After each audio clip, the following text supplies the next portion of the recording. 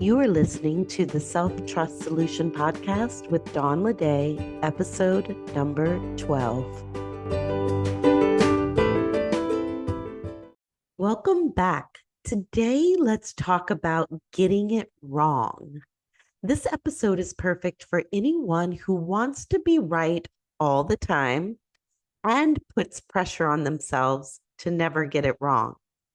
We're going to talk about the natural desire to be right, the surprising benefit of being wrong, how to prevent the pain of being wrong, and the bonus side effects of being willing to be wrong. Want to know where you land on the self-trust scale? Visit me at theselftrustcoach.com and take the free self-trust quiz. So let's dive in. Now, I say that this episode is perfect for anyone who wants to be right all the time, but most of us want to be right all the time.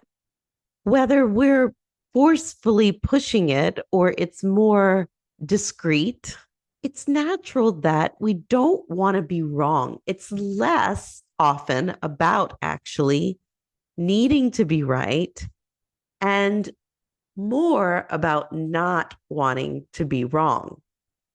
And this makes sense, particularly when we're struggling with a lack of self-trust, because being wrong means something about us. If you being wrong means that you are wrong, then it totally makes sense that you don't want to be wrong. Except the best news is that it doesn't mean that at all.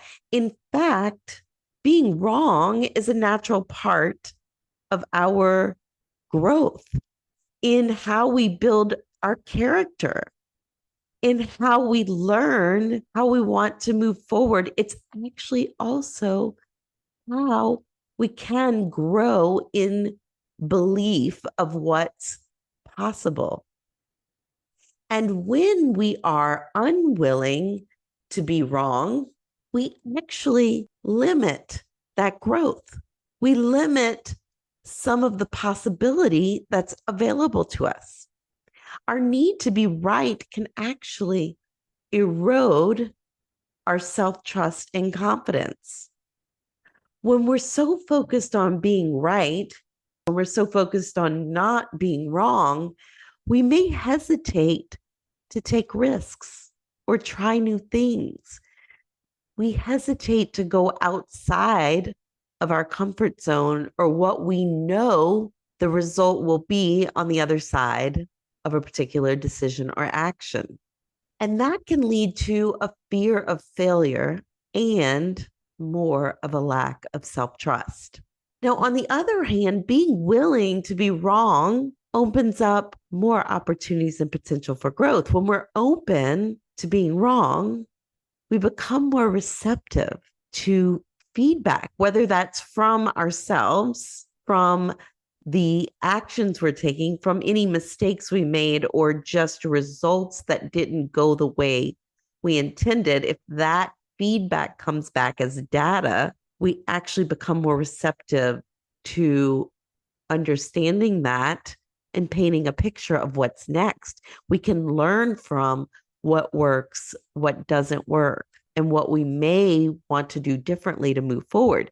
We become more adaptable and flexible by acknowledging that we don't have all the answers and that there's always room for a different perspective, for a different way. Then we open ourselves up to new perspectives and ideas. Because making mistakes and being wrong is a natural part of our learning process, of our journey. We all make mistakes. And it's important to recognize that making mistakes is not a reflection of our worth or value as a human.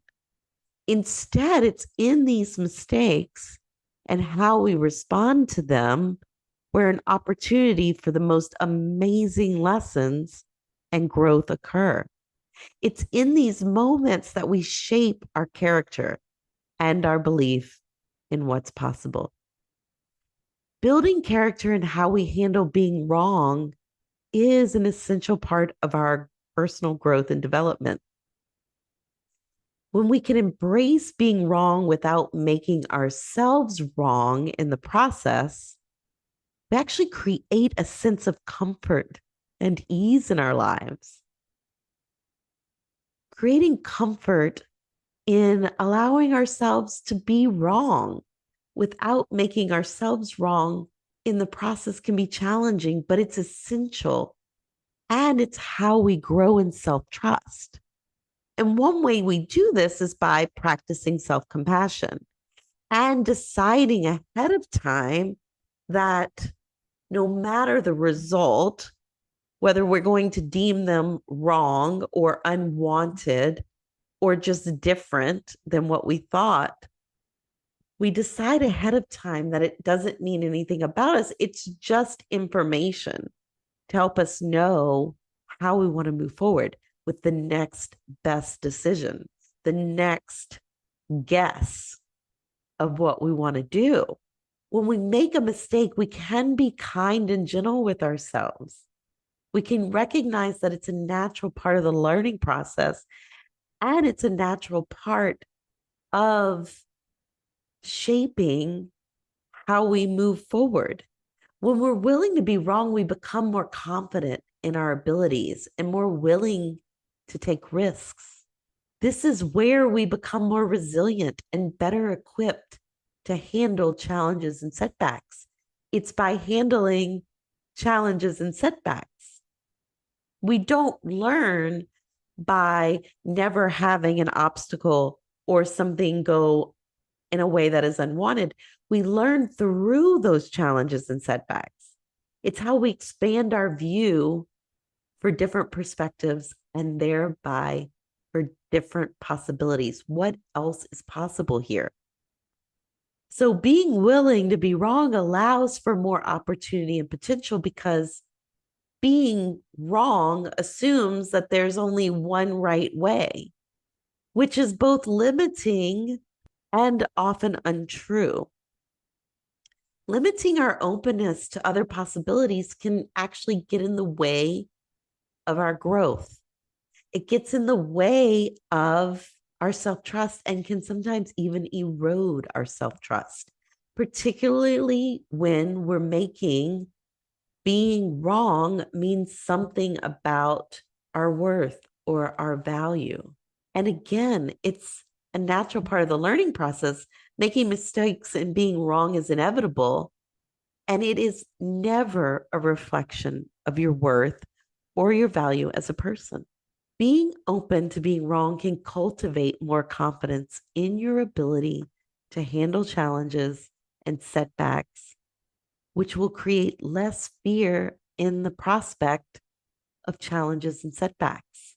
It means more openness in the face of these challenges and setbacks to trusting in your ability to make powerful decisions towards your goals, to following through on those decisions and having your own back no matter the results, so that you can just start that process again.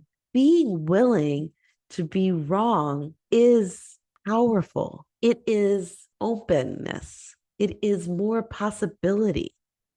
It's amazing that we're taught and conditioned in some ways to need to be right, to be afraid to be wrong. And all the growth and all the character building and all the belief and all the possibility happens in the moments where we're wrong and we pick ourselves up and we move forward anyway. This is where you build your resilience. This is where your beautiful character comes from. This is where you learn how to keep going in the face of adversity. So now it's just a time to embrace this as an opportunity, as a way to grow in self-trust, which means that instead of making it mean something about you that is unkind and demotivating, you can start to champion yourself through those moments, to see them as the growth opportunities they are, and give yourself the credit for harnessing that and using it to continue stepping in to the full potential of your amazing amazingness. What will you take away from today's episode? My goal is for you to release some pressure on yourself around being wrong. Maybe you never strive to be wrong, but perhaps you can embrace the potential good that can come from it. Notice what you make it mean if you are wrong. What else could be true here? What could be the gift or takeaway?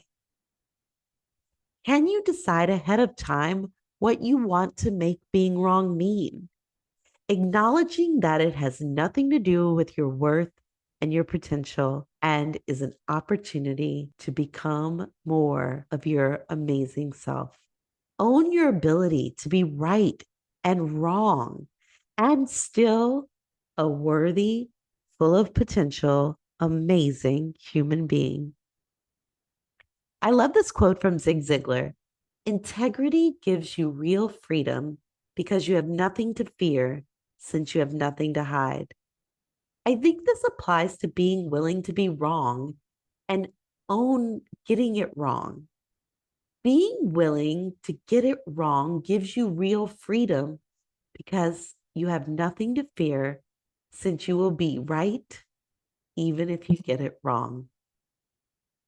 If you enjoyed this episode, please leave a review. This helps me reach new people, continue to create content, and brings me joy in my mission to serve. Join us next week for episode number 13. Thanks for listening and have a trust-filled week.